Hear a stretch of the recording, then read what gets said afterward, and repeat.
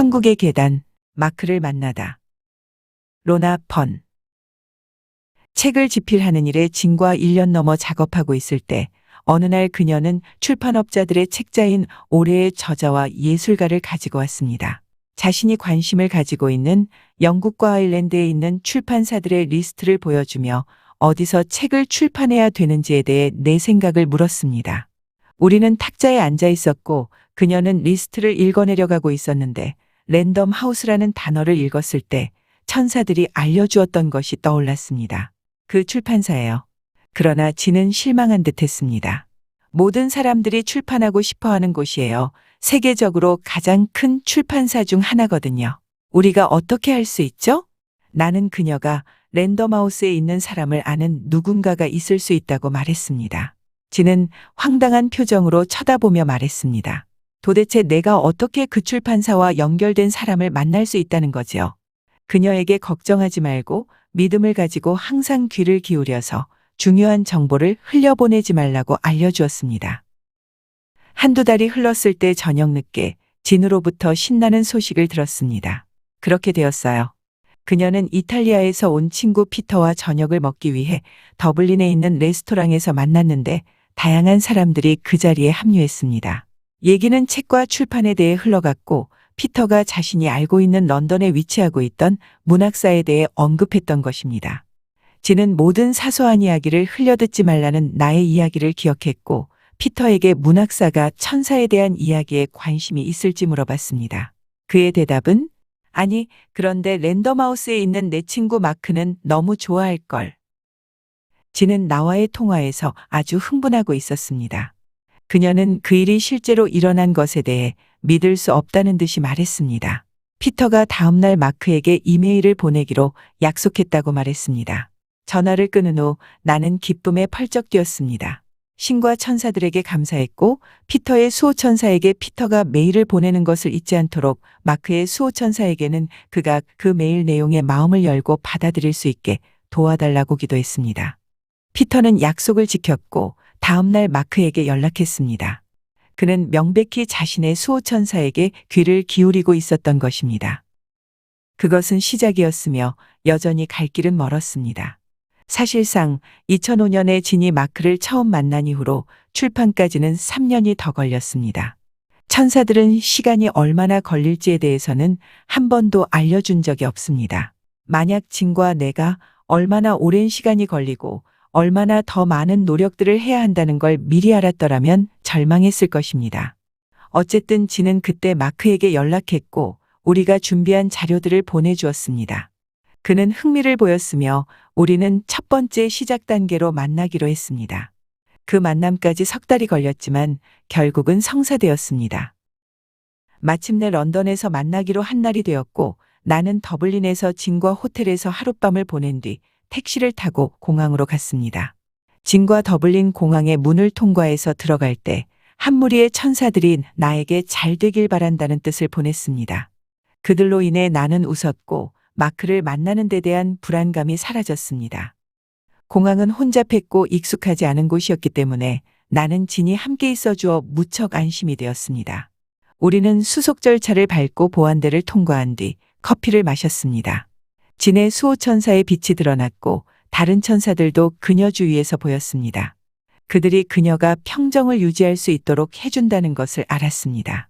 그녀는 나름 침착하게 보이려 했지만 나만큼 흥분하고 긴장하고 있었던 것입니다. 그녀를 둘러싼 천사들에게 진을 모든 방법을 동원해 도와주기를 요청했습니다. 마침내 우리는 런던 중심부에 있는 랜덤 하우스 사무실에 도착했습니다. 우리가 접수처에서 기다리고 있을 때 내 무릎이 떨리고 있다는 걸 느꼈습니다.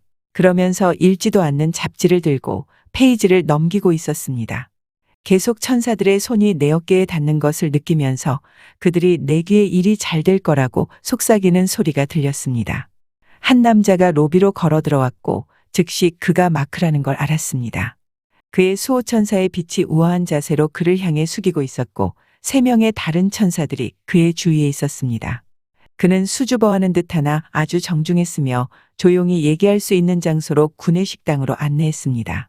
그의 동료가 합류하고 그는 그녀를 한나라고 소개했습니다. 우리는 낮은 탁자에 앉아 있었는데 마크 옆에 있던 천사들 중 한 명이 그에게 속삭였고 이어 그는 말했습니다. 로나, 차 드세요. 그리고는 비스킷을 먹으라고 했습니다. 나는 그의 천사에게 뜻을 전달했습니다. 손이 떨려서 잔을 들 수가 없어. 그 천사가 말하길. 우리가 도와줄 거니까 아무도 모를 거야. 라고 했고 다행히 진이 먼저 말을 시작했기 때문에 나는 가만히 있어도 되었습니다. 같이 있던 모든 개인들 옆에 있는 천사들은 그 사람들이 말하는 내용을 기록하고 있었습니다. 그들은 기록하고 있었던 것입니다. 마크의 수호천사에게 물었습니다. 왜 천사들이 기록하고 있지? 그들은 나에게 마크가 이 모임에서 가장 중요하므로 그에게만 집중하라고 말했습니다. 그들은 그가 편집자로서의 개성과 재능을 확실히 가지고 있다고 했습니다. 나에게 웃으라고 했기 때문에 그렇게 했습니다. 그리고는 마크의 수호천사가 나타났습니다. 그는 키가 아주 크고 마크를 굽어보고 있었는데 얼굴은 빛이 나고 부드러웠습니다. 다른 때와는 달리 그의 수호천사의 눈을 들여다 볼 수 있었는데 흔한 일은 아니며 정말 멋진 일입니다. 마크가 내 책에 대해서 이야기할 때 그의 수호천사의 눈이 훨씬 더 깊어지는 걸 볼 수 있었습니다.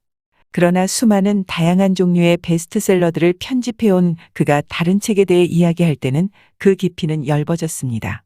마치 그 수호천사는 내 책이 아주 중요한 작업이라는 걸 알고 있는 것 같았습니다. 그 천사는 다양한 스타일과 색상들의 가운을 입고 있었는데 마크가 자신이 해온 여러 책들에 대해 이야기할 때마다 그것들이 계속 바뀌고 있었습니다. 각 책마다 그의 일치하는 가운이 있는 것처럼 보였습니다. 그가 내 책 제목인 수호천사의 기획에 대해 이야기할 때는 마치 그 모든 가운들을 한 가운 위에 다른 가운을 겹쳐 모두 입고 있는 것처럼 보였습니다.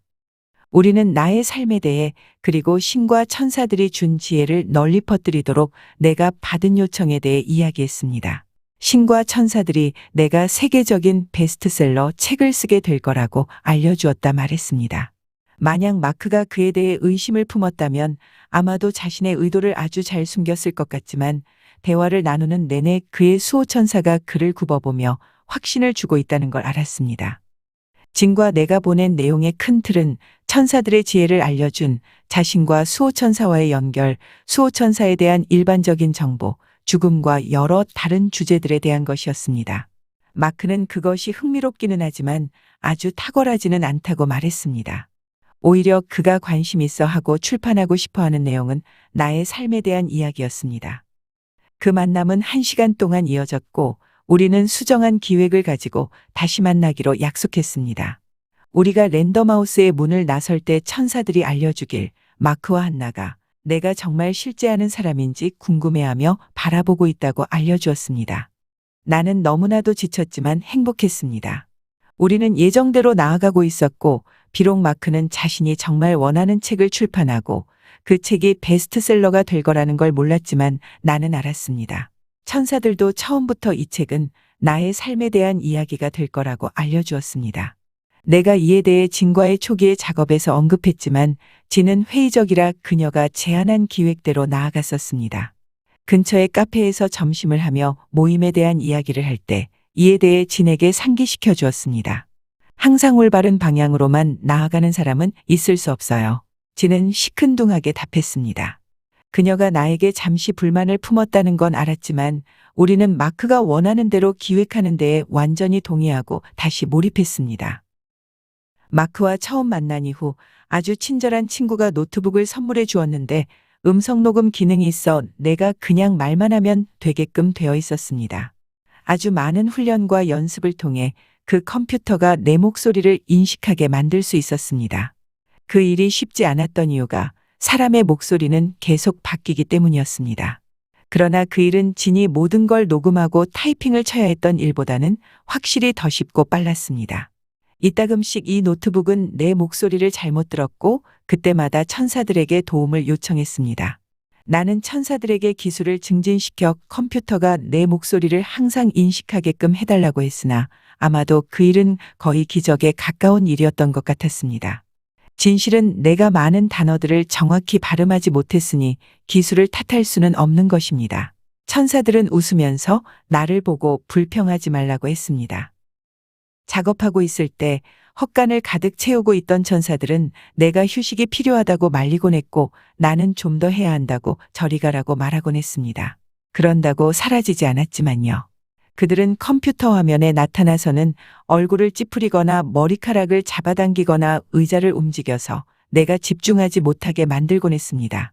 마침내는 내가 웃으면서 휴식을 취하거나 산책을 할 때까지 집요하게 이런 일을 벌였었습니다.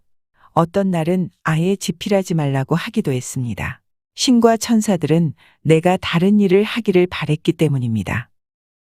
지는 그 여름의 한 주 동안 존스타운에 머물면서 마크에게 줄 두 번째 기획을 준비했습니다. 메간은 항상 진이 머무는 것을 좋아했으며 나는 아침 9시까지 자곤 했지만 진은 아침 일찍 일어나 작업을 시작했었습니다.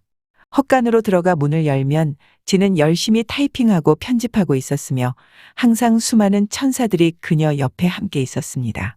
문을 열었을 때 가장 먼저 보이는 것은 기다란 공간의 끝에 오래된 형태의 학교 책상들에 줄지어 놓여 있었고 하얀 천사들이 그 의자에 앉아 있는 모습이었습니다. 그들은 바쁘게 깃을 잉크에 묻혀 글을 쓰고 있었습니다. 매일 아침 서로 다른 이들이 나를 올려다보고 손을 흔들었습니다. 그리고는 모든 천사들이 하얀 책장을 함께 천천히 넘기고는 다시 자신들의 펜으로 계속 써내려갔습니다. 진은 항상 부엌문 가까이 나의 왼쪽에 있는 커다란 나무 탁자에 앉아 노트북으로 작업을 했습니다. 그녀의 수호천사는 그 모든 아름다운 천사들이 그녀에게 필요한 모든 도움을 주도록 허락했습니다. 탁자 주위를 둘러싼 다른 천사들은 그녀가 지치거나 낙담하지 않도록 도와주고 있었습니다. 그녀의 왼쪽에는 노트북을 가지고 타이핑을 하는 또 다른 천사가 있었습니다. 나는 그것을 진에게 말하지 않았는데 그 천사는 그녀가 노트북으로 나와 함께 작업할 때마다 있었습니다.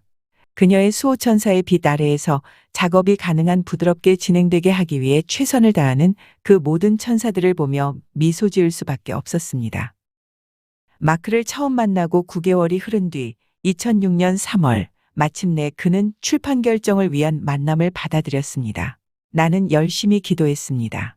책이 랜덤하우스에서 출판되어야 한다는 걸 알고 있었지만 그렇게 되기 위해서는 다른 이들이 자신들의 수호천사에게 귀를 기울이고 그에 따라 받아들여야 했습니다. 만남은 잘 진행되었고 마크는 진에게 다른 이들도 그 책의 기획에 대해 검토해봐야 한다고 말했습니다. 그로부터 일주일 뒤 어느 저녁 시간에 진은 나에게 전화를 해서 마크로부터 이메일을 받았다고 알려주었습니다.